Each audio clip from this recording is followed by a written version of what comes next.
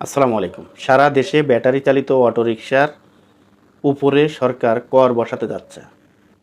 আপনারা জানেন যে বাংলাদেশে ব্যাটারি চালিত অটোরিকশা এত পরিমাণ বেড়েছে, মানে সীমাহীন বাড়া বেড়েছে।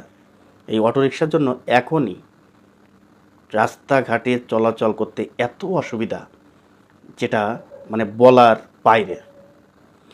এমনই অবস্থা হয়েছে এই অটোরিকশার জন্য, এখন সরকার এই অটোরিকশা বন্ধ করতেও পারতেছে না, এই অটোরিকশা নিয়ন্ত্রণ করতেও পারতেছে না। এমন পরিবেশ এখনই যদি হয়ে থাকে, একটা জিনিস চিন্তা করেছেন যে এটার বিরুদ্ধে যদি কোনো পদক্ষেপ সরকার না নেয়, সরকার পদক্ষেপ নিলেও মানুষ বলতেছে যে এরা এখন কোথায় যাবে।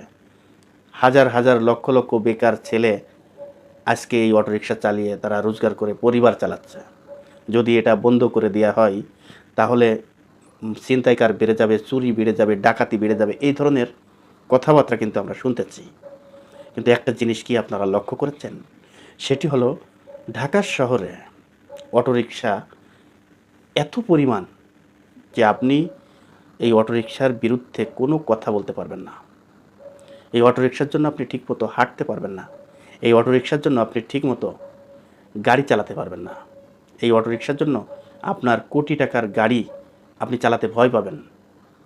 তা এই যদি হয় এই অটোরিকশার অবস্থা, আর এটা যদি এখন নিয়ন্ত্রণ না করে, তাহলে আর মাত্র 2 বছর যেতে না যেতেই এই বাংলাদেশটাকে এই অটোরিকশা পুরো গিলে ফেলবে। এই বাংলাদেশটাকে অটোরিকশায় পুরো গিলে ফেলবে।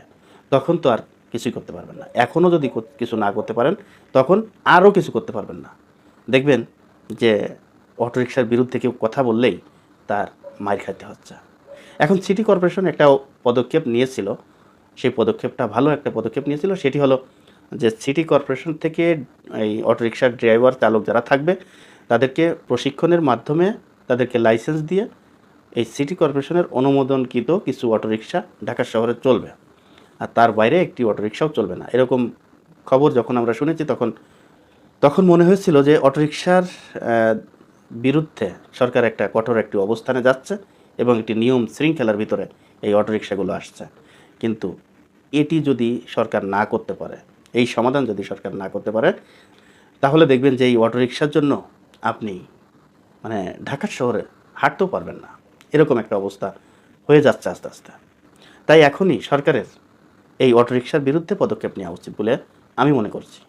দর্শক, আজ এই পর্যন্তই। যদি ভিডিওটি ভালো লেগে থাকে, আপনাদের কাছে অনুরোধ থাকবে ভিডিওটি বেশি বেশি করে শেয়ার করবেন, লাইক করবেন এবং আপনাদের মতামত আপনারা কমেন্ট বক্সে জানিয়ে যাবেন। দর্শক, ভালো থাকবেন, সুস্থ থাকবেন।